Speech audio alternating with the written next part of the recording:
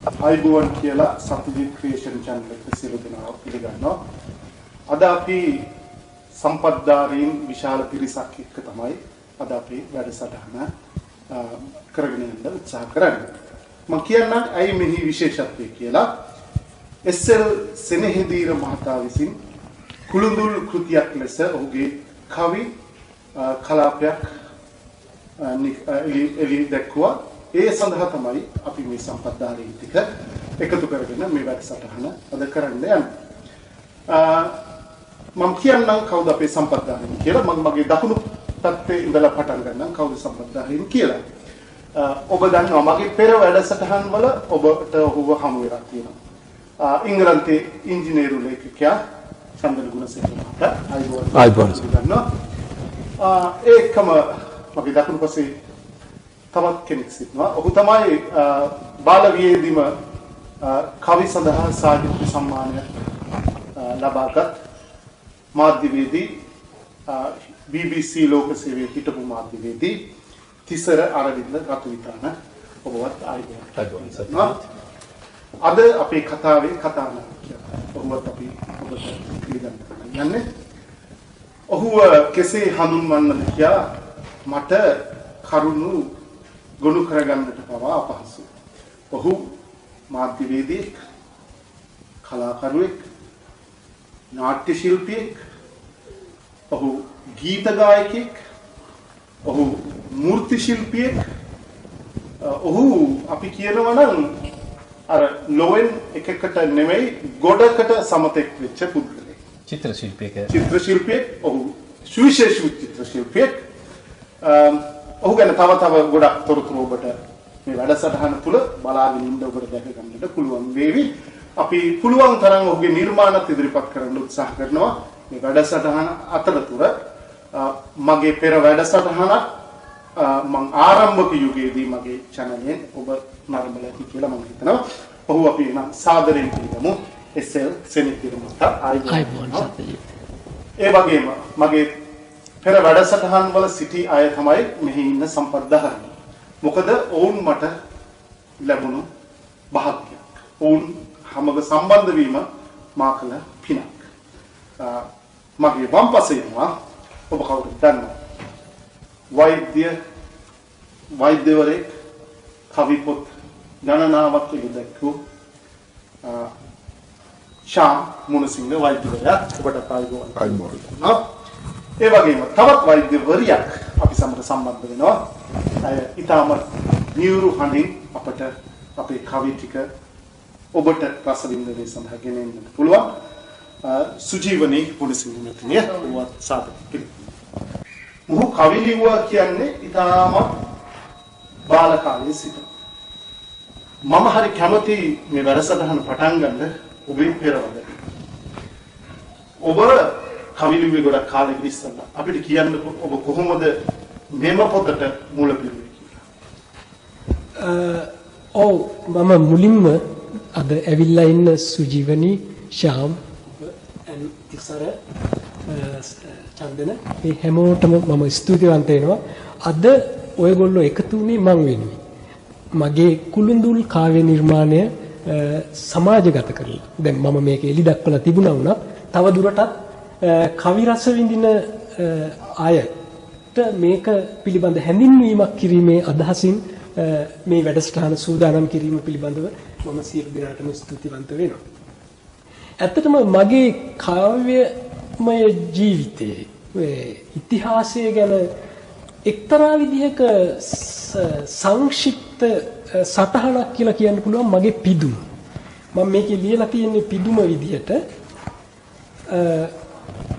උපන් නිවසම තක්සලාවක් කර සිත් අසපුවේ පහන් දැල්ලු මගේ ආදරණීය දෙමව්පියන්ට බැතියෙමි. සෙනෙහස නම් කිමැයි මට පසක් කර දුන් ආදරණීය ජයන්තිට ජීවිතයට අරුතක් එක්කල මා පුතුට සෙනෙහසිනි. මේ වචන කීපය තුළ මම ගොනු කරන්න උත්සාහ කළේ අද මගේ දෙමව්පියන් දෙදෙනාම ජීවතුන් අතර නෑ.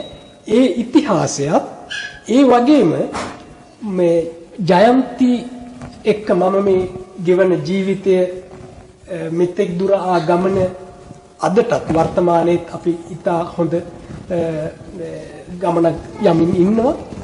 ඒ වර්තමානය ඒත් එක්කම මගේ පුතාගේ නම මේකේ සඳහන් කිරීමෙන් මම උත්සාහ කළේ මම නිර්මාණ ශිල්පියෙක් විදියට මගේ ලොකුම බලාපොරොත්තුව තමයි මම යම් දෙයක් මේ මම උගත් දේම් වලින් එහෙම නැත්නම් මගේ උපතින්ලත් හැකියාවන්ගෙන් යමක් තියෙනවා නම් ඒ නිර්මාණ කුසලතාවය අනාගත පරපුරට මම දෙන්න උත්සාහ කරනවා. මොකද අපි දැන් සන්ධ්‍යා භාගයට එළඹෙමින් ඉන්නේ. මේ නික්ම යාමට පෙර මට මගේ හැකියාවන් කුසලතාවයන් ඒ වගේම මගේ නිර්මාණ ඉදිරි පරපුරට ගෙන යාම සංකේතවත් කරමින් තමයි මම මගේ පුතාගේ නම ලිව්වේ. ඉතින් පටන් ගන්නවා නම් ඇත්තටම මම කාව්‍ය නිර්මාණයට යොමු වීම සිදුුනේ මගේ කුඩා කාලයේදීමයි. ඇත්තටම මම මේකේ ලියලා තියෙන විදිහට මම හිතන්නේ මගේ අර පොත එලි දක්වපු දවසේ Zoom තාක්ෂණය ඔස්සේ අපි පැවැත්වපු සාකච්ඡාවේදී මගේ වැඩිමහල් සහෝදරයා කතා කරා. එදා ඔහු බොහෝ දේවල් මේ පිළිබඳ ඉදිරිපත් කළා මගේ අතීතය පිළිබඳ. ඒ නිසා මම වැඩිපුර ඒ ගැන කියන්නේ. නමුත් මම වාග්යවන්ත වුණා තක්සලාවක් වැනි නිවසක උපත ලබන්න.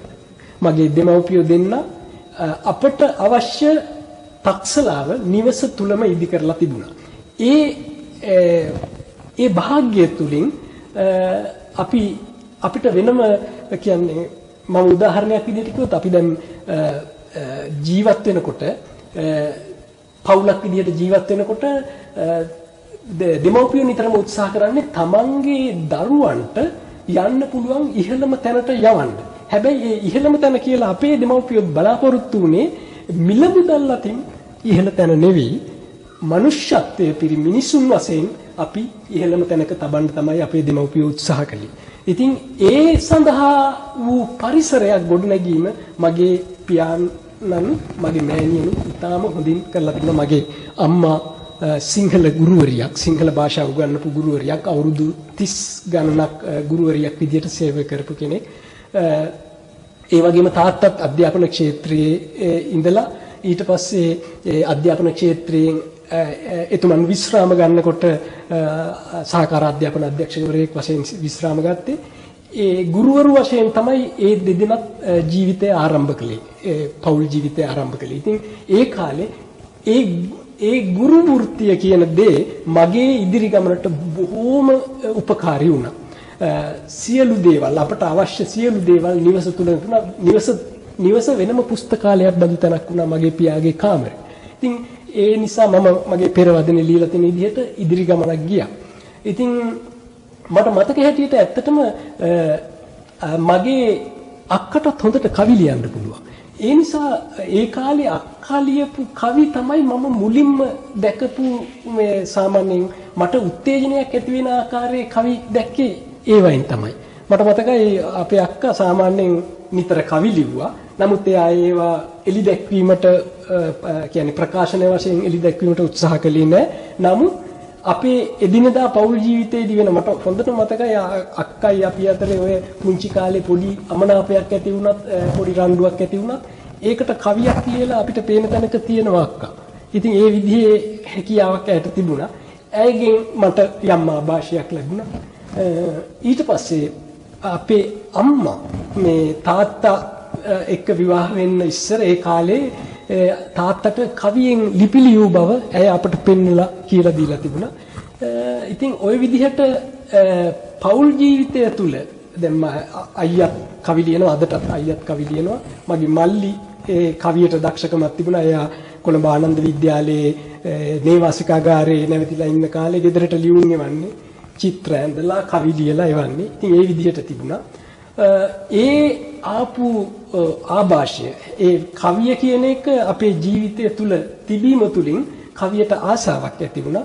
ඊට පස්සේ පාසල් ජීවිතය තුළදී මම ගොඩාක් දේවල් මේකේ සඳහන් කරලා තියෙන නිසා කියන්නේ පාසල් ජීවිතය තුළදී මට තිබිච්ච චිත්‍ර ඇඳීමේ හැකියාව මත පාසලේ සංගරා නිකුත් කිරීම ඊළඟට බිත්ති පුවත්පත් ආදිය නිර්මාණය කරන්න මට අවස්ථාව උදා වුණා. මම ඒ වෙලාවේ සමාජිකයෙක් බවට පත් වුණා.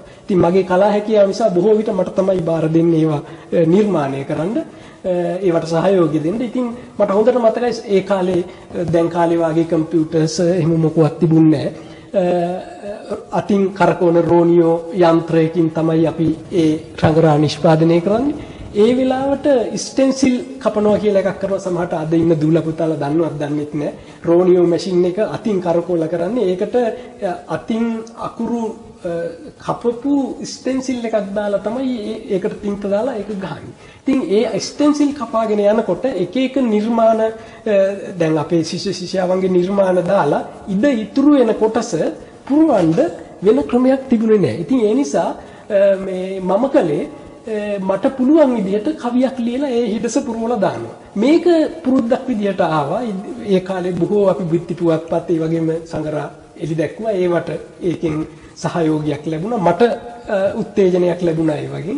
ඊට අමතරව විශ්වවිද්‍යාලයට ආවට පස්සේ විශ්වවිද්‍යාලයේ මම බලාපොරොත්තු නොවුණු අන්දමේ තාමත් හොඳ ආචාර්ය මණ්ඩලයක් යටතේ ඉගෙන ගන්න ලැබුණා. මහාචාර්ය සෝමරත්න බාලසූරිය ඊළඟට මිනිවන් පීතිලක රත්න මහාචාර්යතුමන් බොහෝ දෙනා චන්ද්‍රසිරි පල්ලියගුරු මහාචාර්යතුමන් ඒ වාගේ දර්ශන රත්නායක මහාචාර්යතුමන් බොහෝ ලංකාවේ සුප්‍රසිද්ධ ආචාර්යවරු පිරිසක් යටතේ අධ්‍යාපනය ලබන්න මට අවස්ථාව ලැබුණා. ඒ වෑනුත් මගේ මේ කවිකම තවත් උපනයමුණා කියලා හිතෙනවා. ඊට අමතරව ඒ හුරුව නිසාම මම ඇසුරු කරපු මගේ මිතුරු මිතුරියන් අතරේ ලිපි හුවමාරු කර ගැනීමේදීත් මම කවිය භාවිතා කළා. බොහෝ අයට මම කවියෙන් ලිපි ලියලා තියෙනවා. එදා මගේ පෙම්වතිය අද මගේ බිරිඳ ඇයටත් මම කවි වලින් ලිපි යවලා තියෙනවා. ඉතින් ওই විදිහට ගත වෙලා අන්තිමට කොහොම හරි මට උසස් අධ්‍යාපනය සඳහා මම ජපානයට ගියා. ටෝකියෝ නුවර ඉන්න කාලෙත් තරංග කියලා සංගරාවක් නිකුත් කළා ශිෂ්‍ය සංවිධානය විසින්. එහි සංස්කරණ කටයුතු වලට මට සහභාගී වෙන්න ලැබුණා. ඒ වායේදීත් මගේ කාව්‍යමය හැකියාව මම උපයෝගී කරගත්තා. ඊට පස්සේ මගේ ශාස්ත්‍රපති උපාධිය ඉවර වෙලා මම ලන්ඩනයට ආවේ මගේ ආචාර්ය උපාධිය හදාරන්න. ඒ ආපු වෙලාවෙත් මගේ කවිකම නොකඩවා පවත්වාගෙන යන්න හේතු වුණා ලන්ඩන් වල ඉන්න අනුර හැගොඩ කියන නීතිඥ මහත්මයෙක් ඔහුගේ සංග්‍රහයක් තිබුණා ලන්ඩන් කවි කියලා. ඒ අනුර හැගොඩ කිවිදුන්ගේ ඒ ලන්ඩන් කවි සංග්‍රහයට කවි ලිවීමත් මගේ කාව්‍යමය හැකියාව යාවත් කාලීන කරමින් පවත්වාගෙන යන්න උදව් වුණා. ඉතින් එහෙම ඇවිල්ලා අදටත් මම ලන්ඩන් කවි සංග්‍රහයට කවි ලියනවා. ඇවිල්ලා ඊට පස්සේ මෙතෙක් කල මම ලියපු කවි බොහෝ දේවල් මම ඇත්තටම ඒ වෙලෙට හිතට ආපුවම ලියනවා. ඔය කොහේ හරි දානවා මේ පාවිච්චි කළේ නැහැ. හැබැයි මට නිතර ජයන්ති කියපු දෙයක් තමයි ඇයි ඉතින් ඔය විසි කරලා දාන්නේ ඔය එකතු කරලා මේ එක්ක අඩු කරමින් Facebook එකක්වත් හදලා මේ ටික දාන්න කියලා. ඉතින් ජයන්තිගේ ඉල්ලීම මත මම සෙනෙහසිතින් කියලා Facebook එකක් හැදුවා. ඒ Facebook page එකේ මගේ කවි දාන්න පටන් ගන්නකොට බොහෝ මිතුරු මිත්‍රයන් මේ පිළිබඳ අදහස් දක්වන්න ගත්තා. ඒ වගේම මේ තවත් මම නන්නාඳුන අය ඒවා අගය කරලා ඒව කමෙන්ට්ස් ලිව්වා. ඒ විදිහට ඇවිල්ලා දැන් අද මට ෆලෝවර්ස්ලා 6600ක් විතර ඉන්නවා. මම ලියන කවි ඒ අය කියවලා ඒගොල්ලන්ගේ අදහස් දක්වනවා. ඒ තුලින් මම මහත් ආස්වාදයක් ලබනවා. ඉතින් ඒ ආකාරයෙන් මගේ කවිකම ඉදිරියට ආව ඇවිල්ලා අද අන්තිමට කොහොම හරි ජයන්තිගේ ඉල්ලීම මත කවි පොතක් පළ කරන්න තීරණය කළා. ඒ අනුව පළ කරන මගේ කුළුඳුල් කාව්‍ය නිර්මාණය තමයි මේ. අපි ඔහුගේ ගමන ගැන තමයි අපි කතා කරන්නේ. ලන්ඩන් මෙතන ඉන්න සම්පත්දාරීන් ගොඩක් ලන්ඩන් කවි පිටුවට කවි මාස්පතා යොමු කරනවා. ඔබට ඒත් බලන්න පුළුවන්. ඉතාමත් හොඳ කෘතීන් ගොඩක් දී වෙන තමයි. ඔව්. අපි එහෙනම් එක කවියක් අපේ වෛද්‍ය වරයාගෙන් අහමු. කවියක්. එක කවියක් පැහැදිලි කරන්න. හොඳයි සත්‍යජිත්, ඊට කලින් චුට්ටක් මම කියලා ඉන්නම්. මට නවසඳේ එස්.එල්. සෙනෙහදීර රසවතාගේ ප්‍රථම කවි එකතුව නවසඳේ පායන් නමින් පසුගිය ජනවාරි 29 වෙනි දින ලන්ඩන් නුවරදී එළි දැක්වුණා. ඒ වෙනුවෙන් මේ කරන YouTube වැඩසටහනට මට ආරාධනා කිරීම සහ මගේ බිරිඳට ආරාධනා කිරීම පිළිබඳව සත්‍යජිත් සහ සෙනෙහට මම ස්තුතිවන්ත වෙනවා. විවිධ කලා හැකියාවන් රසක්ම උපතින්ම උරුම කරගත් සෙනෙහේ කලාව වෙනුවෙන් ඉතා වටිනා සේවයක් මේ වෙනකොට ඉටු කරලා තියෙනවා සහ ඉටු කරමිනුත් ඉන්නවා. ඔහු අති දක්ෂ චිත්‍ර ශිල්පියෙක් සහ මූර්ති ශිල්පියෙක්. මූර්ති ශිල්පය ලේසි පහසු දෙයක් නෙමෙයි, ඒක හැමෝටම පුළුවන් එකක් නෙමෙයි. ඔහු එළි දැක්වීමට දින කිහිපයකට කලින් ඔහුගේ පුත මට ලැබෙන්න සලස්වුවා. මම ඒක එක හුස්මට කියවෝ කියලා කියන්න පුළුවන්. ඒ තරම් රසවත්. සත්‍යජිත් මම හරි කැමති පොතක පෙරවදන කියවන්න. මම සෙනෙහදීරගේ පොතේ පෙරවදන දිගේ යනකොට එහි ඇති සමහර සටහන් මා පුදුමයටපත් කළා. ඔහු කලා හැකියාව රසකිනුත් පිරිපුන් කලාකිරුවෙක් බවට හොඳ සාධකෙහි තිබුණා. වසර 10 දී ප්‍රථම පොත එළි දැක්වූ ඔහු පාසල් ශිෂ්‍යයෙකු වශයෙන් වසර 50කට පසු මේ ඔහුගේ ප්‍රථම කාව්‍ය සංග්‍රහය එළි දක්වන්නේ. ඒ අතරතුර ඔහු දායක වූ බොහෝ කලා කටයුතු තිබුණ බව මට එයින් දැනගන්න ලැබුණා. කවදත් කලාවට වැඩි නඹුරක් ඇති කැලණිය සරසවියේ ඔහු උපාධිධාරියෙක්. පශ්චාත් උපාධිය හිම කර ගැනීම සඳහා ඔහු ජපානයේ වසර 5ක් ජීවත් වී තියෙනවා. වසර 50ක් පුරා පොතක් එළි නොදැක්කුවාට ඒ ඔහු චිත්‍ර කලාව වගේම කවි කලාව අලුත් පරපුරට ගෙනියන්න අගනා සේවයක් කර ඇති බව ඉතා පැහැදිලි. මෙහිදී නව සඳේ පායන් කෘතිය පිළිබඳ සටහන් කරනවා නම් එය තේරෙන කවි වලින් සමන්විත කවි පොතක්. ඒ වුණත් ඔහු ඒ අදහස් ප්‍රකාශ කරන වෙනස්ම අලුත් යෙදුම් වගේම උපමා රූපක පාවිච්චි කරනවා. කොතරම් නව වචන වෙනස් රූපක යෙදුම් භාවිතා කළත් කවියක තේරුම පාඨකයාට තේරෙන්නේ නැත්නම් මට නම් ඒක කවියක් කියලා හිතෙන්නේ නැහැ. සෙනෙහගේ කවිවල අලුත් යෙදුම් කොතරම් තිබුණත් ඒ කවි අපිට හොඳට තේරෙන ඊටාම සරල ඊටාම රසවත් කවි. මෙවන් සකල කලාවම අතමුලක්සේ ග්‍රහණයටගත් සෙනෙහට ඔහුගේ ඉදිරි කලා කටයුතු වෙනුවෙන් මම මගේ සුබපැතුම් එකතු කරනවා. මේ පොතේ සියලුම කවි එකකට එකක් වෙනස්. ඒ අතරින් මගේ සිත්ගත් කවි කීපයක් ළඟ මම නවතින්නම්. මුල්ම කවි වශයෙන් මම ගත්තේ අමාව කවි සංගවින්නද නමින් ලියවුණු 7 වෙනි කවියයි. මේ ලෝකේ අපි ලැබෙන දෙයින් සතුට වෙනවාට වඩා නොලැබෙන දෙයින් ලැබෙන නොසතුට වැඩි. ගැහණියකට ලැබිය හැකි උතුම්ම පදවිය මව් පදවියයි. මවක් වීමට කැමැත්තෙන් ඉන්න ලඳකට එසේ වීමට යම් බාධාවක් ඇතනම් ඒ මොනතරම් ඛේදවාචකයක්ද. එසේම එය තමුන්ගේ වටපිටාවෙන් කොන්වීමට වෙනස් සැලකුම් ලැබීමට පවා හේතු වෙන්නට පුළුවන්. සෙනෙහගේ මේ කවිය දරුවන් නැති අම්මා කෙනෙකුගේ සිතුවිලි පිළිබඳවයි. ලදරවගේ කිරිසිනාමක් හීනයක් වෙන කඳුළු බිඳුවක හැංගිලා අම්මා කෙනෙක් වෙලා තම රුධිරයේ කිරි බවට හරවන්නට මග බලා ඉන්න ලඳක්. තම ළම මග බලා ඉන්නේ සිඟිති දෙතලකට කිරි උරන්න දෙන්න. හඳට ඉරබටු තරුවක් තියෙනවා. මේ අම්මට කවුරුවත් නැහැ. ඔහු කියනවා මෙහෙම.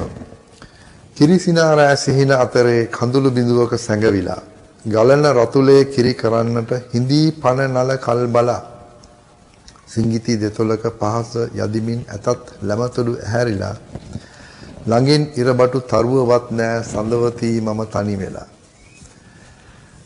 ලඳගේ ස්වාමියා තම පවුලේ උන්නතිය වෙනුවෙන් කාසි සොයන්නට යන්න ඇති.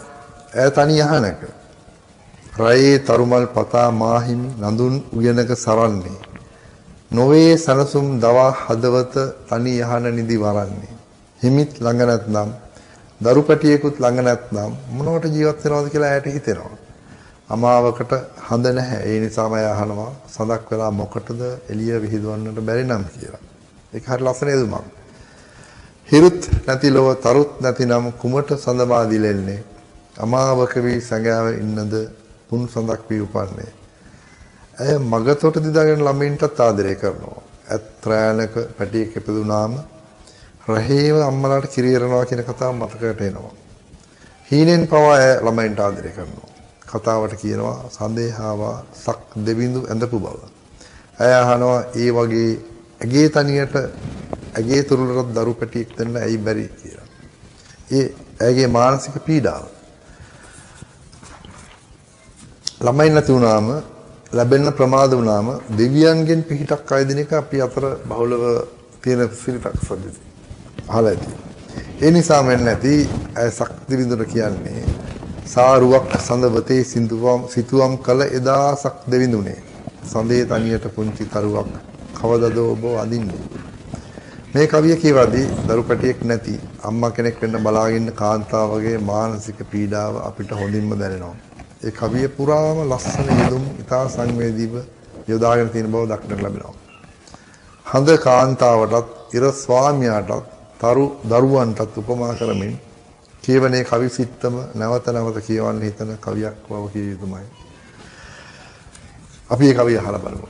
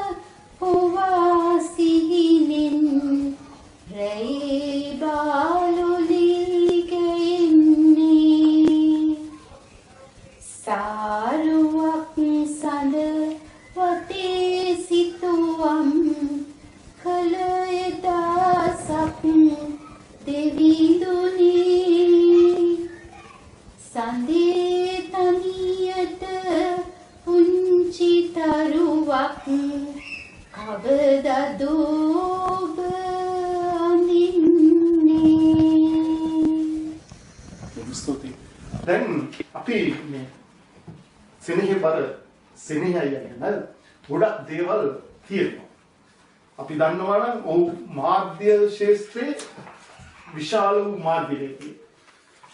අපි කිව්වොත් නව තාක්ෂණය ඔහු ඉතාමත් පහසුවෙන් පාවිච්චි කරනවා. තාක්ෂණය, එඩිටිං, පසුතල නිර්මාණ ඔහු සමග සමකාලීනව BBC ලෝක සේවයේ එකට වැඩ කළ මිත්‍රය තිසර අරවින්ද රතුවිතාරණ මහතාට ආරාධනා කරනවා ඔහුගේ වෙනස් ප්‍රතිකඩක් අපට ගෙනහැර දක්වන්න.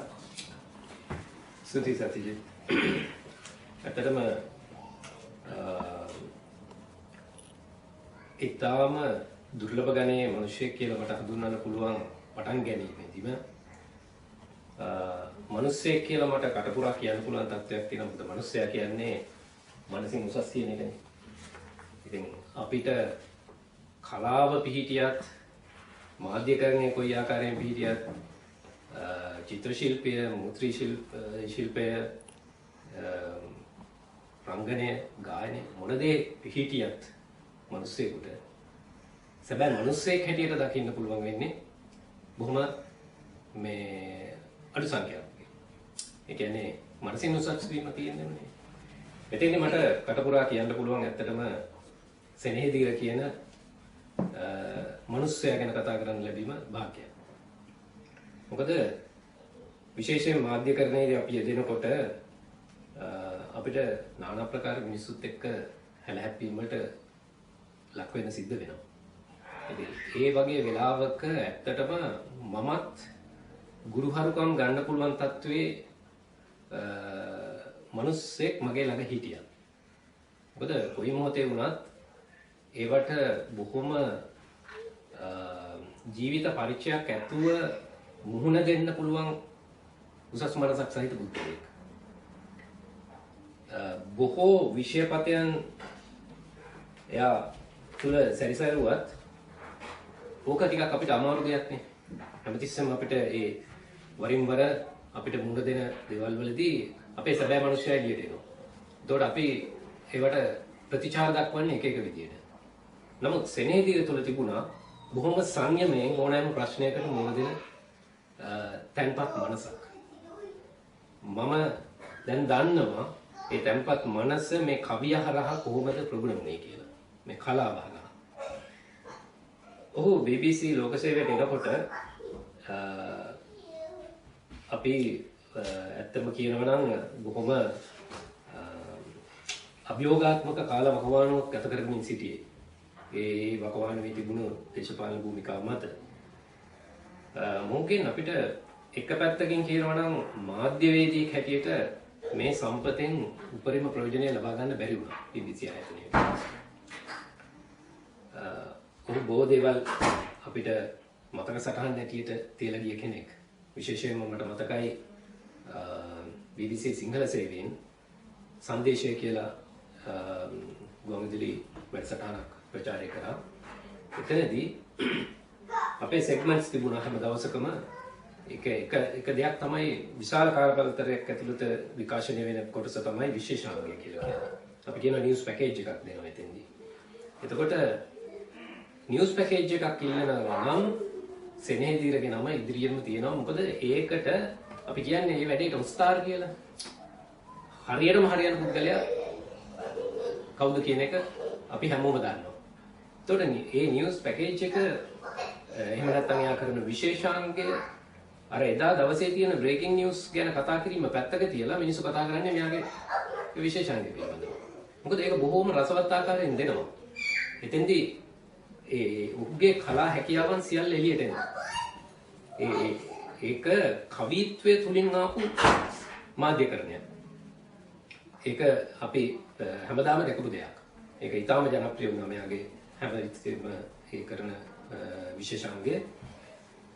ඒ තුල අපූර්ව කවියක් සහ කවිත්වයක් රැඳී තිබුණා කියන එක අපි එදා ඉඳලා දුටුවා. දැන් අද මේ පොතෙන් එළියට එන්නේ එයාගේ ජීවිතයේ ඊළඟ පියවර. එදා අනිත් එක අපි මේ අපේ પરම්පරාව මාධ්‍යකරණයේ යෙදුනම බොහොම මේ අපි බොහොම අභියෝගාත්මක කාලවකවානුවකට මුහුණ දුන්නා. මොකද යුග පෙරලියක් මාධ්‍යකරණය. මොකද හැම දෙයක්ම ඩිජිටල් කරණය වුණා. එතෙන්දී බොහෝ අයට ඒ ඩිජිටල් කරණයට පියවර තබන්න අපහසුතාවයක් ආවා. මොකද අපි ඉගෙන ගන්න කාලේ අපි කම්පියුටරයට අත ගහන්නේ ගොඩක් කල් ගිහිල්ලා. අද නම් ළමයි බාලාංශේ ඉඳලම නර්සරි එකට යන්නත් ඉස්සෙල්ලා ඉඳලා කම්පියුටරේ පාවිච්චි කරනවා. එතකොට මාධ්‍යකරණයේ යෙදුන අය පෑන ගන්නවා, කොලේ ගන්නවා, ඒ වෙලාවේ ලියා ගන්නවා, ඉදිරිපත් කරනවා. පෑනට කොලේට සීමා වෙච්ච මාධ්‍යකරණයක් තිබුණේ. නමුත් ඒක සම්පූර්ණයෙන්ම වෙනස් වුණා ඩිජිටල් කරණයත් එක්කම. සෝෂල් මීඩියා, සමාජ මාධ්‍ය, ඒ හැම දෙයක්ම එළියට ආවා. අපිට යන්න සිද්ධ වුණේ ඒවත් එක්ක. බොහෝ අය අභියෝග වලට මුහුණ දෙද්දී සෙනෙහදීර ඊටාම පහසුවෙන් ඒ අභියෝගේ ජයගත්තා. අපිට ඕනෑම මොහොතක යම් කිසි දෙයකට එඩිටිං වලට කම්පියුටර් එකේ කීබෝඩ් එකට හොඳට අතහුරු පුද්ගලයෙක්. කිසිම දවසක කිසිම දෙයක් බැහැයි කියන්න පුළුවන් පුද්ගලෙක් නෙමෙයි. මට ඒක තේරෙන්නේ නැහැ කියන කෙනෙක් නෙමෙයි. ඕනෑම දෙයක් ඕනෑම මොහොතක කරන්න ලෑස්ති. Tamanටම ආවේනික වූ හඬක් සහිතව, Tamanටම ආවේනික වූ ලේඛන කලාවක්, ඉදිරිපත් කිරීමේ ස්වභාවය, අනිත් එක මේ හැම දෙයක්ම චිත්‍ර රූප මැවෙන ආකාරයට, විශේෂයෙන්ම ගුවන් විදුලි මාධ්‍යයේදී අපි වචන විතරයි භාවිත කරන්නේ. ඒ වචනය තුල අපි චිත්‍ර රූප මවන්න වෙනවා. ඉතින් එතෙන්දී මහු ඊටාම ඉදිරියෙන් හිටියන් හැම කෙනාටම වඩා. ඉතින් ඇත්තටම කියනවා නම් සෙනෙහේ සමග වැඩ කරන්න ලැබීම ඒ ඇත්තටම ලොකු භාග්‍යයක්. ඔහු අපිට හිටපු සම්පතක්. ඒ වගේම බොහෝ තැන්වලදී අභියෝග වලට මුහුණ දෙනකොට අපිට අවවාදානුශාසනා දෙන්න පවා හොඳ පරිචයක් තිබුණ පුද්ගලයෙක්. ඔහු හැම කෙනෙකුටම හොඳ මානව දයාවකින් කටයුතු කරපු කෙනෙක්. මොකද අපි ලියනකොට දැන් ඕනගේ සමු බොහෝ අය ඉන්නවා මයික් එකක් අතට ගත්තත් පෑනක් අතට ගත්තත් මානව දයාව දැක්කෙනවා වචනවල ලියන දේවල් වල කතා කරන දේවල් වල ඒගොල්ලන්ගේ නිර්මාණවල. නමුත් සැබෑ ජීවිතයට ගියාම චන්දන අපිට සමහර ලාවට මේ මානව දයාව දකින්න නෑ ඒ පුද්ගලයන් තුළ. එතකොට සෙනෙහදීරව ගත්තාම සෙනෙහදීර තුළ ඒ සියල්ල මෙයා ප්‍රකාශ කරන්නේ කුමක්ද වෘත්තීය මට්ටමින් එයාගේ ජීවිතය තුලත් ඒ දේ තිබුණා. අපි අද මේ එකතු වෙලා ඉන්නේ ඒ සුවදතාවයේ මත. ඒකම මම අගය කරනවා චන්දනගෙත් ශ්‍යාමගෙත් මේ ප්‍රයත්නය. මොකද තමන්ගේ කවි පොත් පැත්තක තියලා තවත් කෙනෙකුගේ කවි පොතක් ගැන කතා කරන්න, අගය කරන්න පෙළඹීම ඇත්තටම අපි අගය කළ යුතු දෙයක්. ඉතින් ඒක හොඳ සංවේදී තැනක්.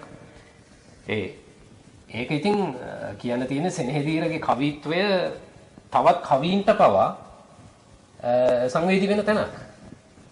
ඒක මාධ්‍යකරණයට අපි දැක්කා කොහොමද හැමතිස්සෙම සෙනෙහදීර මාධ්‍යකරණයට තමන්ගේ කලා හැකියාවන් යොදාගන්නේ කියලා. අපි නොදැකපු, ඔයා නොකියපු තව පැත්තක් තියෙනවා. මෙයා හොඳ රංගන ශිල්පියෙක්. මේ රංගනයෙන් පවා දායක වෙලා තියෙනවා. ගායකයෙක්. මේ බොහෝ විෂය පතයන් තුල එයාගේ හැකියාවන් විහිදිලා තියෙනවා. ඒක හරි කලාතුරකින්. ඒක ගැන දැන් අපි නිකන් කතා කරන්න ගියත් ඔය BBC එකේ වැඩ කර ඉන්න ගමන් ඒකක් බොන්න හරි තවල් කෑමට හරි ගිහිල්ලා ඉඳගත්තා. ඇතරම අපිට ඉගෙන ගන්න ගොඩක් දේවල් තියෙනවා. කතාවට වැටුනහම සමහර අය එක්ක කතාවට වැටුනහම වල්පල් කතා කරයි. එහෙම නැත්නම් තවත් කෙනෙකුගේ උපදූපයක් කතා කරයි. කවදාවත් මං සෙනෙහදීරගෙන් එහෙම දෙයක් දැකලා නැහැ. අපිට යමක් ගන්න තිබුණා. හැමතිස්සෙම කතා කරලත් අපිට යමක්. ඒ වගේම තමයි එයා තවත් ඕනෑම අලුත් කෙනෙක්ගෙන් හරි ඕනෑම දෙයක් ඉගෙන ගන්නත් ලෑස්ති කෙනෙක්. ඒ තරම් නිහතමානී. ඉතින් හැමතිස්සෙම අනිත් අයට උදව් කිරීමේ ගතිය මම ඉහළින්ම දැකපු දෙයක්. මාධ්‍යකරණයේදී අපිට ඇත්තටම කරගාටෙන් උනක් කියන්න සිද්ධ වෙනවා සතිජිත්. තවත් කෙනෙකුගේ දෙයකට උදව් කිරීම ඊටාම කලාතුරකින් අපිට මිනිසුන්ගෙන් දකින්න ලැබෙන්නේ නිස්සරණ අධ්‍යාසයෙන් එක් කරන විදිය. Tamanට ලාභ ප්‍රයෝජනයක් නැතුව. මට මතකයි මගෙත් බොහෝ යම් ගුවන් විදුලි වැඩසටහන් හොඳයි කියලා එයාට හිතුනොත් එයාට අක්දාලා ඇවිල්ලා මට කියනවා මේක රූපවාහිනී මාධ්‍යයට හොඳයි. ඔක දෙන්න මට මම හදලා දෙන්න වීඩියෝ එකක්. මේ මම ඉල්ලලවත් අහලවත් මේක මට විතරක් කරන දෙයක්ුත් නෙමෙයි. එයා තවත් අනිත් අයගේ දේවලුත් ඒ වගේම අගය කිරීමට ලක් කරනවා. ඇත්තම කියනවා නම් මෙයා ලංකාවේ හිටියනම් තව බොහෝ දේවල් කරලා භූමියෙන් ඈත්වීම තුළ ලංකාවට ලැබෙන්න ඕන ගොඩක් දේවල් අහිමුණා කියලා මම හිතනවා. මේ වගේ හැකියාවන් තියෙන කෙනෙකුගේ. නමුත් එයා එංගලන්තයට ආවා කියලා එයාගේ නිර්මාණ හැකියාවන් නවත්ත ගත්තේ නැහැ. එයා දැන් ඒක කවිය තුලින්, මූර්ති ශිල්පය තුලින්, චිත්‍ර ශිල්පය තුලින් අපි දකිනවා. එයා එළිය දානවා ගොඩක් එයාගේ නිර්මාණ. ඇත්තටම මට මතකයි TNL රූපවාහිනී සේවයේ වැඩ කරනකොට සෙනෙහදීර පියගැට පෙළ කියලා ඊටාම ජනප්‍රිය වෙච්ච අධ්‍යාපන වැඩසටහන් මාලාවක් කළා. අපිත් ඒවත් නැරඹුවා.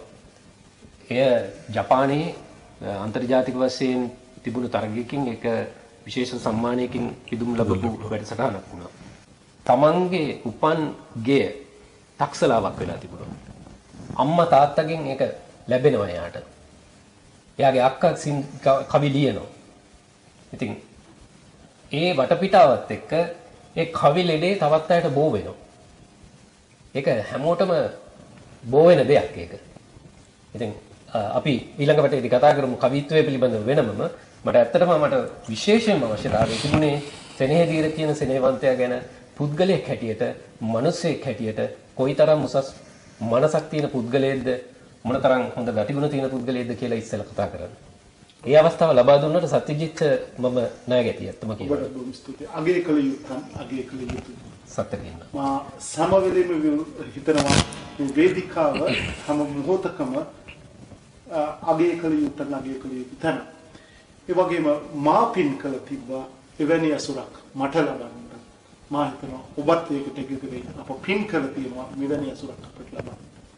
ඔව්. අපි දැන් යමු චන්දන ගුණසේකර මහතාට. ඔබ කොහොමද සෙනෙහවන්ත සෙනෙහදීරයන්ගේ කවි ගැන ඔබ දකින්නේ? සහ ඔබ අද ඔහුගේ කවි කීපයක් තෝරාගත්තා. මම කියපු ගමන්ම කිව්වා මම ඕන කවියක් මේ කවි කොහොමද තෝරගන්නේ කියන එක තමයි ඔබ දෙතොලටම තිබිච්ච ප්‍රශ්නේ. ඒ වුණාට අපේ කාල වේලාව නිසා කවි කීපයක් තමයි අපි තෝරගන්නේ. ඔහුගේ කවි කරන්නේ කොහොමද? ඔහුගේ විශේෂත්වය සහ ඔබ තෝරාගත් එක කවියක් දැන්. මුලින්ම මගේ කවි සෙනෙහගේ කවි ගැන කතා කරන්න කලින් බොහොම ස්තුතියි සත්‍යමල්ලි මට මේ අවස්ථාවට සහභාගී වෙන්න අවස්ථාව ලබා දුන්නට. සහ මම ඇත්තට මමත් මල්ලි කිව්වා වගේ හොඳ භාග්‍යවන්තයෙක්. මොකද මේ වගේ සුපිරු තැන් තියෙන මේ වගේ සුන්දර මිනිස්සුත් එක්ක මේ වගේ කෙටි කාලයක් වුණත් ගත කිරීම ලැබීම ඇත්තම අපේ ජීවිතේට ලැබෙන ලොකු දායාදයක්. ඒ වගේම අපේ ආයුෂ වැඩි වෙන්න හේතුවක්. මොකද අපි දැන් පරිසරය දිහා බැලුවත් ලස්සනට දැන් ඉර පායලා මල් පිපිලා ලස්සන වසන්තයක් උදා වෙගෙන එනවා. නමුත් ඒ පරිසරය නොදැන හිටියත් ඒ පරිසරය යටින් අපිට ඇහෙන්නේ දුක් අඳෝනා, යුද්ධ බිය, රෝග බිය. ඒවා තියෙන පරිසරයක ඉඳන් තමයි අපි මේව කතා කරන්නේ. නමුත් ඒවා තිබුණා කියලා අපිට අපේ ජීවිත වෙනස් කරන්නවත් අපේ සමහර දේවල් තියෙනවා අපේ අතේ නෑ. ඒ අපිට ඒක පාලනය කිරීමක්. නමුත් අපි කරන්න ඕනේ අපේ මේ ජීවත් වෙන කෙටි කාලය තුල අපේ කරන්න පුළුවන් සුළුවෙන් හරි හෝ දෙයක් තියෙනවා නම් අපි ඒක කරන්න ඕනේ. ඒ පරමාර්ථය සහ මේ වගේ අසුරක් බලාපොරොත්තුෙන් මම බොහොම කැමැත්තෙන් මේ වැඩසටහනට සහභාගී වෙන්නේ. සෙනෙහ ගැන කියනවා නම් සෙනෙහි මම ජීවත් වෙන්නේ වැඩි දුරක නෙමෙයි. මම වොට්ෆර්ඩ් වල සෙනෙහි ඉන්නේ ලෙච්චුවත් වල හැතැම්ම 10කට වඩා අඩු දුරක්. නමුත් අපි දෙන්නා දුරකථනයෙන් හෝ මුහුණු පොතෙන් හමු වුණාට සැබවින්ම හමු වුණේ ගිය වසරේ. එදා හමු වුණාම අපි ඊට කලින් කරේ සෙනෙහ මං ලියන දේවල් කියවනවා, මං සෙනෙහ ලියන දේවල් කියවනවා. අපි දෙන්න අදහස් සුවමාරු කර ගන්නවා විතරයි. නමුත් ඇත්තටම සෙනෙහ හම්බුනහම මං හිතාගෙන හිටපු ඒ මනුෂ්‍යයන්ට වඩා දැන් අපේ තිසර සහෘදයා කිව්වා වගේ ඒ ලියන කියන දේවල් වල අපි ගොඩක් වෙලාවට දැන් අපි දකිනවනේ තිසර කියන දේ එක්කම ගුණ පූර්ණයක් වශයෙන් මං කිව්වොත් ඒ කවි ලිව්වට අපි නිර්මාණයක් කරාට සමහර වෙලාවට ඒ එතන ඉන්නේ ඒ පුද්ගලයා නෙමෙයි සම්පූර්ණ ඊට වඩා හාත්පසින් වෙනස් පුද්ගලෙක්. නමුත් සෙනෙහ දැක්කහම සෙනෙහව හම්බෙලා කතා කරපුවාම ඒ සෙනෙහ ලියන දේවල් වල සෙනෙහ අඳින දේවල් වල ඒ තියෙන ඒ හදවතම තමයි මම සැබෑනුත් දැක්කේ. ඉතින් ඒ ගැන මට ගොඩක් සන්තෝෂයි සෙනෙහ ඔයා වගේ කෙනෙක්ව ආශ්‍රය කරන්න ලැබිච්ච එක. ඉතින් මම සෙනෙහගේ කවි පොත පිටවීම ගැන මට ලොකු සන්තෝෂයක් සහ මගේම කවි පොතක් පිට වුණා වගේ හැඟීමක් මට තියෙනවා. කවි පොත මම කියවගෙන යද්දී මේ හැම කවියකම වගේ ලොකු ගීතාත්මක බවක් සහ අපේ ශාම් අයියා කිව්වා වගේ උපමා උපමේය අවංක අදහස් මේ හැමදේම තියෙනවා. ඒ වගේම සෙනෙහේ මම දක්වපු දෙයක් තමයි හැම අංශයක්ම හැම මාතෘකාවක්ම වගේ ආවරණය කරලා තිබුණා. ඒ කියන්නේ සිත්තරයක් ගැන ලියනවා, එක වෙලාවක ආදරයක් ගැන ලියනවා, හැම අංශයක්ම වගේ. ඉතින් මේ කවි අතරේ මගේ හිත අපි සාමාන්‍යයෙන් කවියක් කියවනකොට අපිට හොඳටම වදින්නේ ගොඩක් වෙලාවට අපේ ඒ සම්බන්ධ අත්දැකීමක් තිබ්බොත් හැම එකම හදවතින්ම ලියන දෙයක් අපි හදවතට වදිනවා වගේ ඒ හදවත් වලින් ලියපු අකුරු මගේ හදවතට වැදුනා කීප දරකදීම. නමුත් මම කවි කීපයක් විතරක් තෝරගත්තා. ඒකෙන් පළවෙනි කවිය විදිහට මම ගත්තේ තිසර හමු නොවි එක්ව යමු කියලා කවියක් තියෙනවා. 17 වෙනි පිටුවේ 16 වෙනි කවිය. ඒක මෙහෙම කියනවා සෙනෙහ. දැන් අපි ආදරය කියන හැඟීම අපි බාල මහලු කුඩා ඕනක සතෙකුට පවා පොදු දෙයක් තමයි ඒ තරම් සුන්දර පවිත්‍ර හැඟීමක් මේ ලෝකේ මං හිතන්නේ තවත් තියෙනවා කියලා. විශ්වීය හැඟීමක්. ඒකට භාෂාවක් නැහැ. තරාතිරමක් නැහැ. ඒක ඇති වෙන්නේ කොතනද කියලා නැහැ. ඒක තමයි ආදරයේ තියෙන සුන්දරත්වය සහ ඒකේ තියෙන විශ්වීය ගුණය, ඒකේ තියෙන මායාවක් නෙමෙයි. ඒක ඇත්තටම තියෙන උතුම්ම හැඟීම. ඉතින් ඒ ආදරය ගැන කියන කවිය තමයි මුලින්ම තෝරගත්තේ. ඒකේ මාතෘකාව තමයි හමු නොවි එක්ව යමු. ඒක එහෙම කියන සෙනේ මුලින්ම පටන් ගන්නවා. ගෙලවටේ පිපි කැකුළු ගෝමර සංගවලා නොපෙනෙන ලෙසින් ගත පුරා පටලා කසාවත හිසත් දෙවමත් මුඩු කරන්. බිම බලාගෙන වඩින ඔබ දෙස බලා හිඳ ඈතක ඉඳන් ලෝතුරා සුව විඳිමි අද මම මතක ලොව දොර තද කරන්න.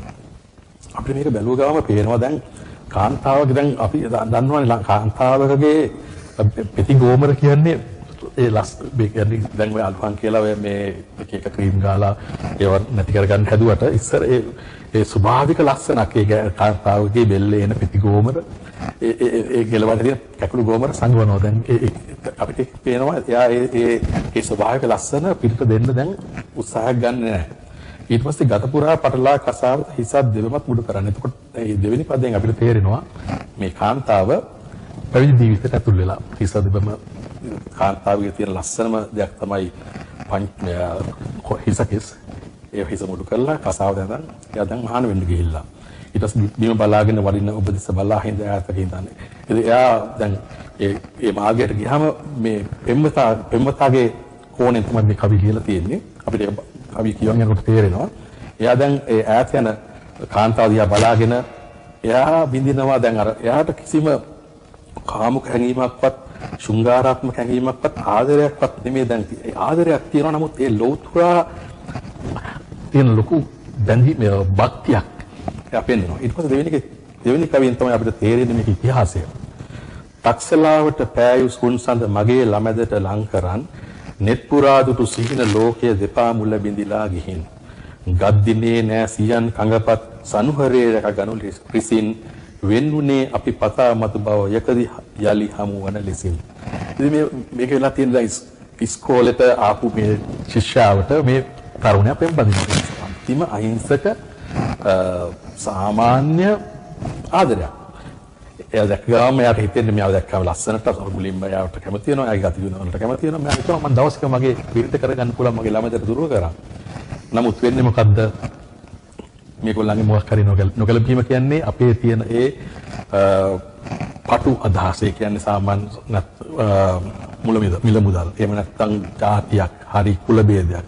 ඒ වගේ පටු දෙයක් නිසා නෑදෑයෝ කඩු කිනිසි අමුර ගන්නවා. මේගොල්ලන්ගේ ආදරය සම්පූර්ණයෙන්ම නැති කරලා දානවා. ඊට පස්සේ මේගොල්ලන්ට වෙන් වෙනවා යලි භවයකදී හම් වෙන්නේ. ඒකනේ කරන්නේ. ගොඩක් වෙලාවට දෙමුතුන් වෙන් වෙනවා අපි ඊළඟ භවයේදී හමු වෙමු කියලා. නමුත් මේ කවියේ මන්දුරු මේ කවියේ කුටප්‍රාස්තිය එහෙම නැත්නම් මේ කවියේ මම අනෙක් කවිත් එක්ක දකින්න දේවල්ට වඩා විශේෂතම ආදරය මතුවෙන්නේ තුන්වෙනි කවියෙන්. එතන කියනවා මෙයා මෙහෙණියක් වෙලා. ඉතින් මෙයා කියනවා එදා කේමා තෙරණිසේ ඔබ යන් නිවනේ දොර ඇරන්. මෙයා දැන් ප්‍රාර්ථනා කරනවා. දැන් මට ඔබ හමුුනේ නැහැ. නමුත් එදා කේමා තෙරණිය වගේ ඔබ යන්න නිවනටම. කුමටමා ඉපදෙන්ද ඉන් මතු නුඹත් නැති භවයක ඉඳන්. දැන් කේමා තෙරණිය වගේ රහත් වුණාට පස්සේ ඔය ආපහු ඉපදෙන්නේ නැහැ. ඒ කියන්නේ මම ආයිතවර භවයකදී ඔබ හම්බෙන්න ප්‍රාර්ථනා කළා වැඩක් නැහැ. මගේ දැන් අර ආත්මාර්ථකාමී හැඟීමක් නැහැ. දැන් ඊළඟ භවෙත් ඔයා එන්න ඔයා රහත් වෙන්න එපා කියලා කියන්නේ මේ ලෝභකමක් තිබුණා නම් මෙයාට ඒ ලෝභකම නැහැ. ඔයා යන්න ඔයා රහත් වෙලා මේ සසර කතරින් එතර වෙන්න. නමුත් ඔයා නැති ලෝකයක මට ආයි ඉපදිලා වැඩක් නැහැ. දුකයි මේ ලොව දැනේ අද මට ලොවේ අනියත බව හොඳින්. මේ අනියත බව මට දැනෙනවා. මරා මරු නිවනෙන්ම සැනසෙමු උතුම් බුදු මගෙහිම යමින්. ඒක නිසා ඔබත් නිවනට යන්න මමත් මේ කෙසල් මේ ඊළඟ භවයේ බැරි වුණොත් මේ සසර කතරින් මමත් ඊතර වෙන්නම්. නමුත් මම ආයි භවයක ඉපදිලා ඔබ ප්‍රාර්ථනා කරන්නේ නැහැ. එතන ඒ අර භෞතික අපි ප්‍රාර්ථනා කරන්නේ ඊළඟ භවෙත් අපි හමු වෙමු. හැම භවයකම අපි හමු වෙමු. එතන තියෙන්නේ අතහැරීමක් නෙමෙයි. එතන තියෙන්නේ ලෝභයක්. නමුත් මෙතන කරන්නේ මම අතහැරනවා.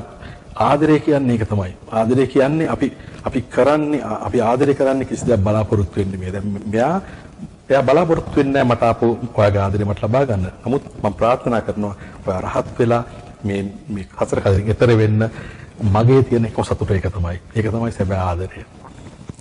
ඔව්. ආදරය ලස්සනට පැහැදිලි කරලා ඒ කන්නේ. අපි කිව්වා මේක උගේ කුළුඳුල් කෘතිය කියලා. ඇත්තටම කියනවා නම් මේක නෙවෙයි උගේ කුළුඳුල් කෘතිය.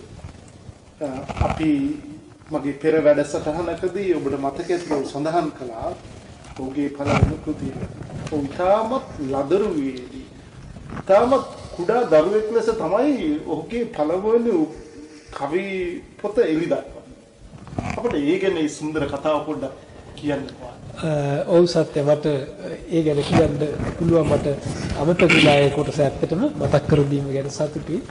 මේ මගේ කාව්‍ය නිර්මාණයක් මුලින්ම එළි දැක්ුනේ මට අවුරුදු 10කටත් අඩු කාලයකදී වයසකදී. මම ඒ කාලේ දැන් මම කලින් කිව්වා අපේ ගෙදර නිතරම මේ වගේ දේවල් වලට අපි උනන්දු කළා සාහිත්‍යකරණයට ඒ වගේ දේවල් වලට. ඒ හේතුව නිසාම මට පුරුද්දක් තිබුණා. එතකොට මට අවුරුදු 8ක් 9ක් විතර කාලේ මම කවි ලියනවා. ඊට අමතරව පොඩි කතන්දර ලියනවා. ඒවට ගැලපෙන පුංචි චිත්‍ර අඳිනවා. ඔහොම තිබුණා. අපේ ගෙදරට නිතර ආවා ගියා මේ අපේ ගමේම තව නාරම්පිටිය කියලා කොටසක් තියෙනවා. එහි පදිංචි වෙලා හිටියා උපවිදුහල්පතිවරයෙක් මේ පියවංශ කරුණාජීව මහත්මයා කියලා. එයා මේ අපිට ඥාතිත්වයක් තියෙනවා. නිතර අපේ දිහා ආවා ගියා.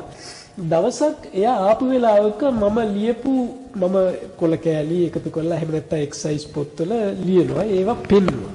පෙන්නපුවම එයා කිව්වා අපි මේක පොතක් ගහමුකෝ මේකේ කියලා. ඉතින් පොතක් ගහමු කියලා කිව්වට ඇත්තටම ඒ කාලේ සාමාන්‍යයෙන් ඒ වගේ ගම්වල හිටපු අයට ඒ වගේ දෙයක් කරන්න කම්පියුටර්ස් මොනවත් තිබුණේ නැහැ. ඒ නිසා එයා කරේ එයා මේ උපවිදුහල්පතිවරයෙක් විදිහට වැඩ කරපු පාසලේ සමහර විට එයා ටයිප් කරාද එහෙම නැත්නම් හිතවතෙක් ලව්ව කළාද දන්නේ මේ කවි ටික ටයිප් කරලා පිටපත් දෙක ගානේ හරි ගස්සලා මේ එක පිටපතක් මට ගෙනත් දුන්නා. අනිත් පිටපත එයාගේ පුස්තකාලයේ තියාගෙන හිටු බව ඒකත් මම දැනගත්තේ පහුගිය මාසේ මගේ පොත එළි දැක්වීමේ සූම් තාක්ෂණයෙන් පැවති ඒ කතාවේදී ඔහු එතුමන් කතා කරලා කිව්වා මගේ පුස්තකාලයේ තිබිලා මට ඒකේ කොපියකුත් හම්බ වුණා. මම එතකන් දැනගෙන හිටියේ නෑ එතුමන් ඒකේ කොපියක් තියාගෙන හිටියා කියලා. ඉතින් කොහොම හරි ඒ විදිහට මම ලියපු කවි මුලින්ම පොතක් විදිහට එළි දැක්ුවේ මට අවුරුදු 9-10 විතර කාලේ. ඇත්තටම 10ක් කියලා තිබුණෙත් නෑ. නමුත් ඊට පස්සේ ඒ පිළිබඳව එකල තිබුණ ජනප්‍රිය පුවත්පතක් දවස පුවත්පතේ පොඩි තීරු ලිපියක් ගියා මේ දසහැවිරිදි පොත්කතු කියලා. ඉතින් එවැනි දේ ඇත්තටම දරුවෙකුට මම හිතන්නේ තමන් කරන දේ අගයීමට ලක් කිරීම ලොකු උත්තේජනයක් වෙනවා. ඉතින් ඒ නිසා දැන් ඇත්තටම මම කිව්වේ දැන් අපි දැන් මේ රටවල් වල ජීවත් වෙනකොට අපිට අපි බලාපොරොත්තු වෙන විදිහටම දරුවෝ හදන්න බෑ. මොකද දැන් උදාහරණයක් විදිහට දැන් මගේ දරුවා මම යම් තරමක් දුරට මම අපේ ක්‍රමය අනුගමනය කරලා මෙහි තියෙන සීමාවන් ඉක්මවා නොගිහින් යම් තරමකට අපේ ක්‍රමයේ උපයෝගී කරලා ඒක මඟ පෙන්වලා තියෙනවා. ඒ නිසා අද ඔහු මැන්චෙස්ටර් විශ්වවිද්‍යාලයේ ඔහුගේ ආචාර්ය උපාධිය සඳහා වූ ඒ පර්යේෂණවල නිරත වෙනවා. ඉතින් ඒ தත්ත්වයට ගේන්න උදව් වුණ ක්‍රමවේදය අපේ පියා මව දෙදෙනා යොදාගත්ත ක්‍රමවේදය.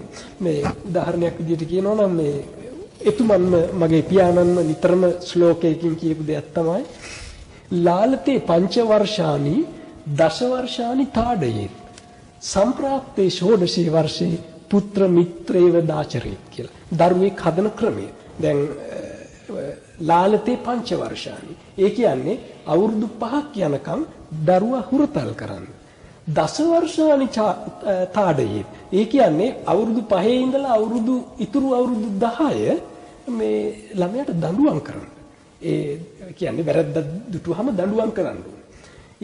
ඊට පස්සේ සම්ප්‍රාප්තේ ෂෝඩශී වර්ෂේ වසර 16 පිරුණට පස්සේ දරුවෙකුට මිතුරෙක් වගේ ආශ්‍රය කරන්න. ඒකයි මේ උපදේශයෙන් කියන්නේ. ඉතින් මගේ පියා මේ ක්‍රමය අනුගමනය කළා කියලා අද මට කල්පනා වෙනවා. මොකද අපිට තිබිච්ච මේ මතක හැටියට මොකද මම පියාණන්ගෙන් දඩුවම් ලැබලා තියෙනවා. ඒ දඩුවම් දෙන වෙලාවට උනත් අපේ තාත්තා වැරද්ද කරපු වෙලාවෙම දඩුවම් කරන්නේ. ඒ දඩුවම් කරන්න වෙලාවක් තියෙනවා අම්මටත් එන්න කියලා අපිව එතෙන්ට කැඳවලා මේ මෙන්න මේ විදිහේ දෙයක් කරලා තියෙනවා ඒක වැරද්දක් කියලා පිළිගන්නවද කියලා. අපි පිළිගත්තේ නැත්නම් අපිට දඬුවම් කරන්නෙත් නෑ. නමුත් ඉතින් හැබැයිටම අපි පිළිගන්නෝනේ අපි වැරද්දක් කරා කියලා පිළිගන්නවා. පිළිගත්තට පස්සේ ඒ වරද මතක හිටින්න කියලා වේවැලෙන් අතට පහර ගන්නවා.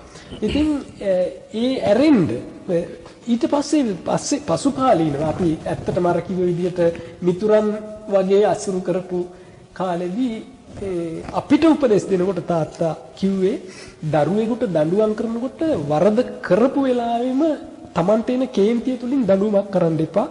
ඒක දඬුවමක් වෙන්නේ නැහැ. ඒක පමණ ඉක්මවා යනවා. ඒ නිසා ඒ තාත්තගෙත් කේන්තිය නිවිලා මමත් දැන් වරද කරපු මමත් යම් තරමක් දුරට ඒ වරද පිළිබඳ කල්පනා කර ඉඳලා යම් අවබෝධයක් ලැබලා ඊට පස්සේ කරන දඬුවම හොඳට මේ කියන්නේ ප්‍රතිඵලදායකයි කියන එක තාත්තා කියලා දීලා තිබුණා. ඉතින් ওই විදිහට තිබිච්ච අපේ ගෙදර මම අර විදිහට කවියට පෙළඹුණා. අපි මේ ඊළඟ කවියට යන්න ඉස්සෙල්ලා මම ඔබගෙන් තව සුන්දර දෙයක් අහනවා. මේ කවි පොත ටිකක් විශේෂ. මොකද ඉතා මනරම් චිත්‍ර සමූහයකින් අන්තර්ගත. ඒකට හේතුපාදක වූ කරුණු ඔව් ඇත්තටම සත්‍යයි මම කවි ලියනකොට ඒකට සිතුවමක් ඇඳීම සාමාන්‍යයෙන් නිතරම කරපු දෙයක් නෙවෙයි උනත් ලන්ඩන් කවි සංග්‍රහයට මම කවි යවනකොට අනුරහේගොඩ ශූරින් මට නිතරම කියපු දෙයක් තමයි ඉන්නේ පුළුවන් නම් පොඩි චිත්‍රයකට ඇඳලා එවන්න. ඉතින් ඒ නිසා මම ඒ සමහර කවියකට මේ ලන්ඩන් කවි සංග්‍රහයේ පළවෙච්ච හැම කවියකටම වාගේ මම චිත්‍රයක් ඇඳලා ඇරියා. ඒවා මේකේ පළවෙලා තියෙනවා. ඊට අමතරව මම කොහොමදත් මම අර චිත්‍ර කලාවට මගේ තියෙන හැකියාවයි ඇල්මයි නිසා මේ වාගේ දෙයක් මොනවා හරි අලුත් දෙයක් අලුත් අදහසක් ඉදිරිපත් කරනකොට ඒකට ඉබේම මගේ මනසේ නැවෙනවා චිත්‍රයක්. ඉතින් ඒ නිසා සමහර වෙලාවට මම මේක ඇඳලා ඉදිරිපත් කරනවා සමහර වෙලාවට මම මේක කරන්නේ නැහැ. ඒකට හේතුවක් උනේ දැන් ඇත්තටම කියනවා නම් චිත්‍ර කලාවයි කවියයි කියන්නේ මේ දෙකක් උනාට ඇත්තටම දෙකක් නෙවෙයි. ඒක එකක්. දැන් මම හිතන්නේ මේකේ පෙරවදනේ අපේ මහාචාර්ය දර්ශන රත්නායක ශූරින් ලියලා තියෙනවා ඒක මේ පැහැදිලිවම චිත්‍රය කියන්නේ හොඳ කවියක්. හොඳ චිත්‍රයක් කියන්නේ හොඳ කවියක්. කවියක් කියන්නේ හොඳ චිත්‍රයක්. මේ කවි කියවන කෙනෙකුට කවියට ඇල්මක් දක්වලා ඒ කවියෙන් යම්කිසි රසයක් ලබන කෙනෙකුට මේ දේ අමුතුවෙන් කියන්න දෙයක් නැහැ වෙනවා. කවියක් කියනකොට දැන් උදාහරණයක් විදිහට චිත්‍ර රූපම වෙනවා. ඒ කියන්නේ අපි මනසින් දකිනවා චිත්‍රයක් මේ හැම කවියක් තුලින්. ඒත් එක්කම අපි හොඳ චිත්‍රයක් දිහා බලපුවම ඒකේ යම්කිසි රසයක් කියන්නේ නිකම්ම අපි ෆොටෝ එකක් දකින්න එක නෙවෙයි. ඒ අපේ ඇහැ ඉස්සරහා යම්කිසි රූපයක් තියෙන එක නෙවෙයි. අපි මනසින් ඒක විඳිනවා. ඒ රසාස්වාදයක් ලබනවා. ඒ රසාස්වාදයක් ලබන නිසා ඒක යම් ආකාරයක කවියක් ඒ තුල තියෙනවා. ඉතින් ඒ නිසා මේ දැන් මම චිත්‍ර ශිල්පියෙක් විදිහට මම පුංචි කාලේ ඉඳලම කියන්නේ මාව ගමේ ඇත්තටම මම චිත්‍ර ශිල්පියෙක් විදිහට ප්‍රසිද්ධ වුණේ මම පුංචිම කාලේ. මොකද මේ ඒ දවස්වල ඒ ගමේ මලගයක් එහෙම වුණාම ඒ මැරිච්ච කෙනාගේ ෆොටෝ එක අද කාලේ වගේ print කරන්න තැන් තිබුණේ නැහැ ලොකුවට print කරන්න. ඉතින් මට මතකයි මුලින්ම මලගෙදරකට තමයි කෙනෙක් ඇවිල්ලා මේ පුතේ මෙන්න මේක ඇඳලා දෙන්න පුළුවන් නම් කියලා. මොකද ඒ කාලෙත් මම ওই පාසලේ චිත්‍ර ඇඳලා යම් මම චිත්‍ර අඳින්න දන්න කෙනෙක් බව ප්‍රසිද්ධ වෙලා තිබුණා. ඒ නිසා මම ඒ මලගෙදරට ඒ චිත්‍රය ඇඳා. හැබැයි මලගෙදරට අඳිනකොට දැන් ආයි දවස් ගණන් තියන කරන්න බෑනේ. එදාම රෑ ඇඳලා දෙනවා. ඉතින් ඒ කාලේ අපිට මම ඔය ඔයිල් පේන්ට්ස් ඒවා මොකවත් දන්නේ නැහැ. චයිනීස් ලැකර් තමයි අපිට තියෙන්නේ. රෙදි කෑල්ලක ටිකක් ලොකු කරලා මේ අඳිනවා මේ චිත්‍රයක්. ඉතින් එහෙම පළවෙනි මල ගෙදරට ඇඳලා පස්සේ ඊළඟට තව ගමේ කොහේ හරි මල් ගියක් වුණොත් ඒගොල්ලන්ට මතක් වෙනවා මාව. ඇවිල්ලා ඉතින් 7-5ක්වත් අරගෙන නෙවෙයි. තාත්තගේ සල්ලි වලින් තීන්ත ගෙනල්ලා හැම රැයකම මම මේ මල ගෙදරට කලින් දවසේ රැය ඇඳලා දෙනවා. ඉතින් ඔහොම වෙලා මම හිතන්නේ ගම පුරා තාමත් ඇති සමහර ගෙවල් වල මම ඇඳපු ඒ වගේ පෝට්‍රේට් චිත්‍ර මැරිච්ච අයගේ. මේ ඉතින් ඊට අමතරව මේ ඇත්තටම චිත්‍ර ශිල්පය ගැන කතා කරොත් මගේ අම්මා ලංකාවේ මේ ලලිත කලා විශ්වවිද්‍යාලයේ ඒ කාලේ විශ්වවිද්‍යාලය නෙවෙයි හේවුඩ් එක කියලා කියන්නේ ලලිත කලා අධ්‍යයන ආයතනයේ චිත්‍ර ඉගෙනගත්ත කෙනෙක්. ඊට අමතරව මගේ තාත්තටත් හොඳට චිත්‍ර අඳින්න පුළුවන්. තාත්තත් මට මතකයි අපේ පාසලේ බිත්තියක ඒ කාලේ තාත්තා ගුරුවරයෙක් වශයෙන් ඉන්න කාලේ ඇඳලා තිබුණා සිතුවමක්. ඊට අමතරව අපේ ගෙදර තිබුණා සමහර වාසස් තාත්තගේ නිර්මාණ වලින් සමන්විත වෙච්ච. ඉතින් ඒ වගේ අපේ ගෙදරට ආව ගිය මුගක් අය කලාකාරයෝ. මොකද තාත්තා අධ්‍යාපන ක්ෂේත්‍රයට සම්බන්ධ වෙලා හිටියා. තාත්තා හිටියා සෞන්දර්ය අධ්‍යාපන නිලධාරී කෙනෙක් විදියට. ඒ නිසා ඔය ලංකාවේ නම ගිය කලා ශිල්පීන් නිතර ආව ගිය තැන. ඉතින් ඒ ආభాෂය තුලින් සමහරට මගේ චිත්‍ර ඇඳීම හෝ වේවා කවි ලිවීම හෝ වේවා මේ කලා හැකියාවන් වැඩි දියුණු වුණා කියලා මම හිතනවා. ඉතින් ඒ නිසා ඇත්තම කියනවා නම් මේ කවි සඳහා සියල්ලම සඳහා මට චිත්‍ර අඳින්න හැකියාවක් වෙලාවක් තිබුණේ නැහැ.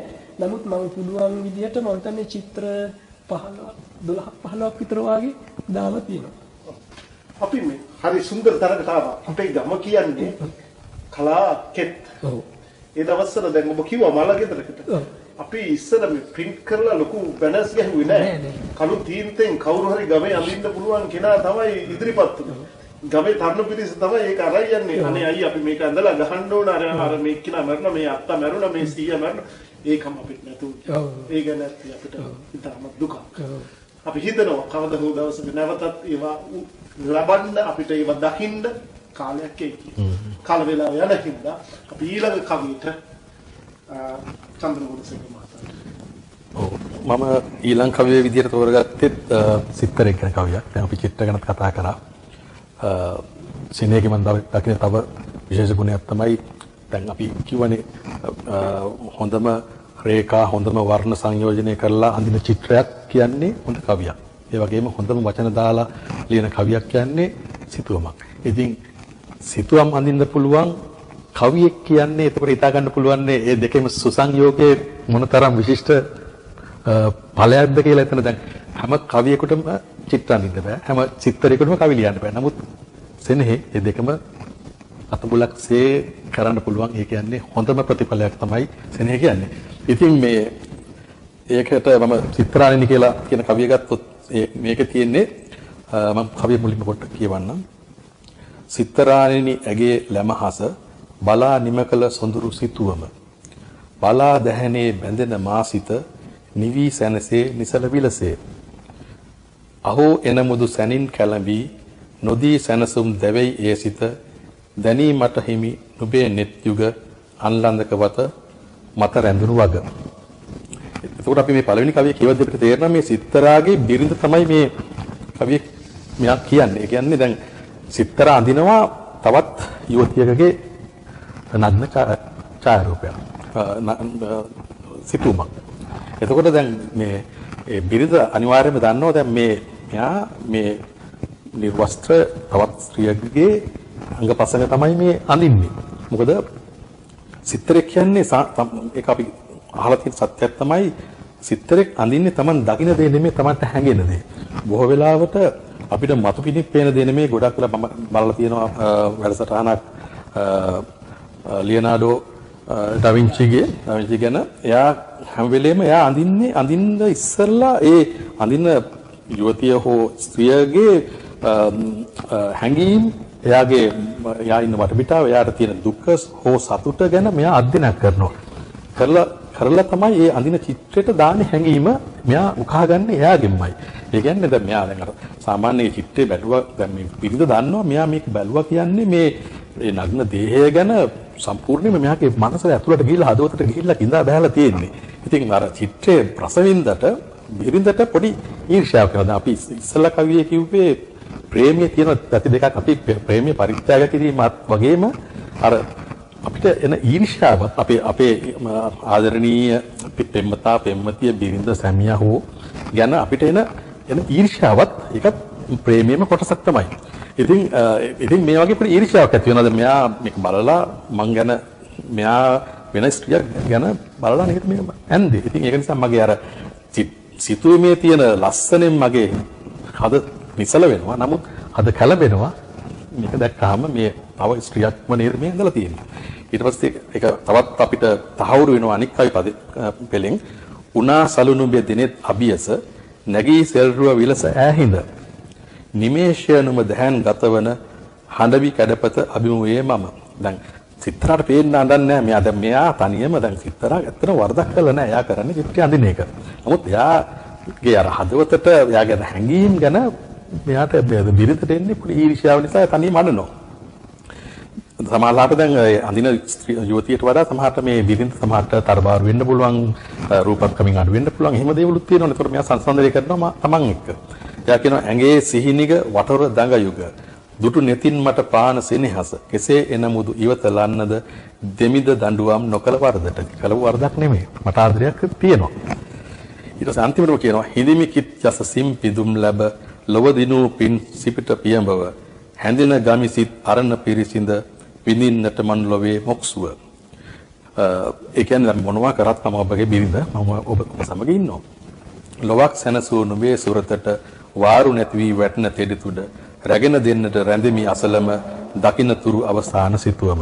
දැන් අර අපි උත්තර ඊර්ෂ්‍යා කරා වුණත් ඒ රැක ගැනීමට කරන ඊර්ෂ්‍යාව තිබුණට තරහක් නෑ. මම ඔබ අන්තිම සිතුවම කියන්නේ ඔබ මැරෙන තුරු මම ඔබගේ බිරිඳ වෙලා ඉන්නවා කියලා. මට ඔක කියනකොට මට මතක් වුණා අතර මේ කවියට මගේ හිත ගියේ සෙනෙහවත් සිත්තරෙක් නිසා සහ තව මම ආස කරන ගීතයක් තියෙනවා බණ්ඩාරකේ විජේතුංග රචනා කරපු සංගවා ගනු මන ඔබේ රුව කියන ඉතා විශිෂ්ට ගීතය ආමරණීය ගීතය. ඒකෙත් තියෙන්නේ අර ගොඩක් වෙලා අපි කියනවානේ මේ ඊර්ෂ්‍යාකාර පෙම්වතාගේ ගීතය කියලා කියන්නේ ඒකට බොහෝ විට. ඒ කියන්නේ මම දකින්න රුව අනික් අය දකින්න ඕනේ නැහැ කියලා අපිට උනත් අපි මං හිතන පෘථග්ජන විදියට අපි ආදරය කරනකොට අපි එහෙම හිතෙනවා. අපේ පරිත්‍යාගයේ වගේම ප්‍රේමයේ තව පැතිකඩක් තමයි මේක. ඉතින් මම මේක තෝරගත්තා. ඇත්තටම මේ කවිය ලියන්න හේතු වුණ තවත් හේතුකුත් තියෙනවා. මේ මම ලන්ඩන් ආර්ට් ඇකඩමි එකේ මමත් ඇත්තටම සිතුවම් හැදෑරුවා. ওই විදිහටම අපි ඉස්සරහා මේ වල හවස 5 වෙනකම් මේ තරුණ කාන්තාවන් නිර්වතින් ඉන්නවා අපි ඉදිරියේ. ඉතලා අපි මේ ස්කල්ප්චර්ස් හරි එහෙම නැත්නම් පේන්ටින්ග්ස් හරි කරන්නේ එහෙම බලාගෙන. එතකොට දැන් මම ලන්ඩනේට ඇවිල්ලා එතකොට මගේ බිරිඳ එතකොට ලංකාවේ හිටියා. මම ඇවිල්ලා අවුරුදු කිහිපයකට පස්සේ ආවේ. ඉතින් ඒ කාලය තුල මම ඒ දේ එහෙම චිත්‍ර සිතුවම් කරන අතරතුරේ මම ලන්ඩන් මෙට්‍රොපොලිටන් යුනිවර්සිටි එකේ මගේ දෙවෙනි ශාස්ත්‍රපති උපාධිය සඳහා ඉගෙන ගන්න කාලේ මට උගන්වපු එක ගුරුවරයෙක්ගේ හොඳම යාළුවා තමයි අර ෆිල්ම් එකේ මේ ඩිරෙක්ටර්. ඔයාලට මතක ඇති මේ මුතු කරාඹුව පැලඳී කියන ලංකාවේ සිංහලෙන් කියව මේ ගර්ල් ඉන් ද පර්ල් ඉයරින් ෆිල්ම් එක. ඒ ෆිල්ම් එකේ තියෙන ඔය වගේ කතාවක්. මේ ප්‍රසිද්ධ චිත්‍ර ශිල්පියෙක් චිත්‍ර අඳිනවා ගෑනු ළමයි දිහා බලාගෙන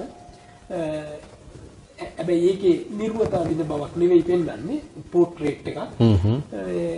ඒ ගෑනු ළමයිගේ පෝට්‍රේට් එක අඳින හැම දවසකම වාගේ චිත්‍ර ශිල්පියාගේ බිරිඳට යම් ඊර්ෂ්‍යාවක් ඇති වෙනවා. පුදුම විදියට ඒකට රියැක්ට් කරනවා.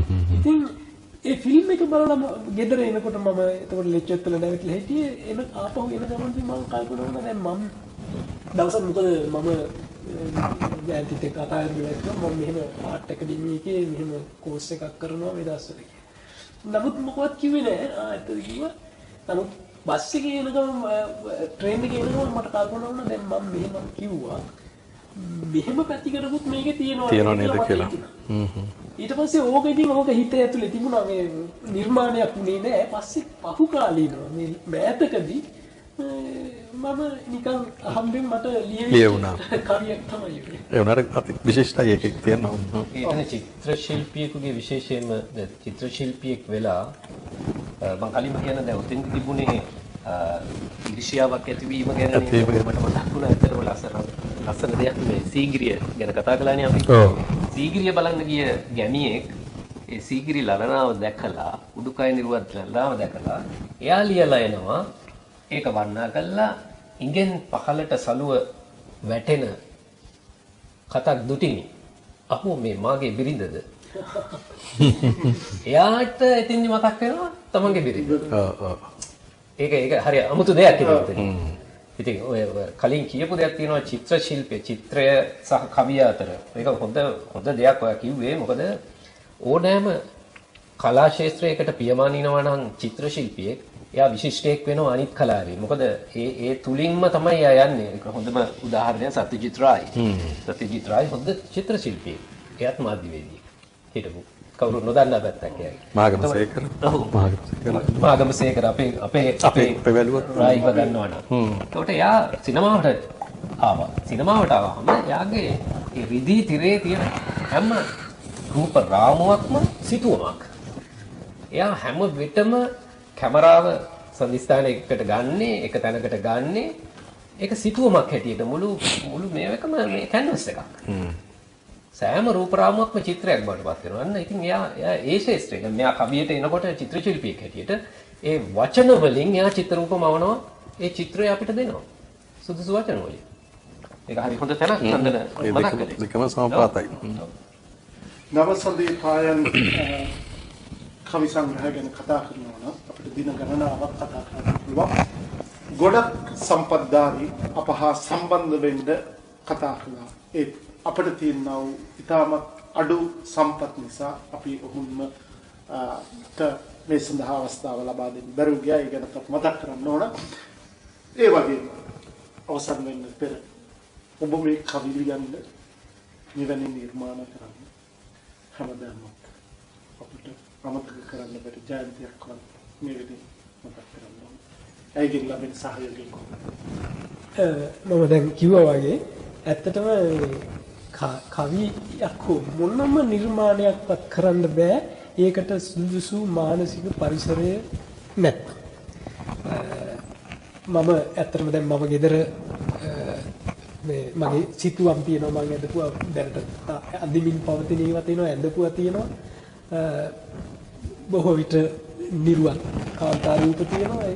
දැන් මුලින්ම ඇත්තටම ජයන්ති වුණත් මුලින්ම ටිකක් පැකිලුණා මේවා මේ විත්තියේ වුණත් ප්‍රදර්ශනය කරනවට. මොකද අපේ සංස්කෘතියෙන් අපි හුරු වෙලා ඉන්නේ ඒ වගේ දෙයකට.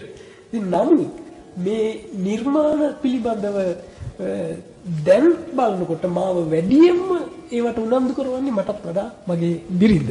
නිතරම ඇය මට කියන්නේ ඒකයි මේ බලන්න ඉන්න එපා තව එක්සිබිෂන් එකක් කරන්න. ඉතින් ඒ විදිහට අර මට අවශ්‍ය පරිසරය හැදෙමින් තියෙනවා. ඉතින් මේ හැදිලා තියෙනවා. ඉතින් ඒ නිසා ඒක ලොකු දෙයක්. උදාහරණයක් විදිහට මම කලින් සඳහන් කළා දැන් මගේ අපි දැන් මේ එංගලන්තයේ ඇවිල්ලා ඉන්නකොට අපිට නෑදෑයෝ නෑ ලංකාවේ වගේ. අපිට අපි විතරයි ඉන්නේ. ඉතින් කලාතුරකින් මිතුරු පිරිසක් අපිට එකතු වුණත් බොහෝ විට අපි ලංකාවේ වගේ නෙවෙයි තනි වෙච්ච මිනිස්සු. ඉතින් එහෙම ඉන්නකොට මගේ අපිට තියෙන එකම හයිය තමයි රැකියාව. ඒ රැකියාව නැති වෙච්ච වෙලාවේ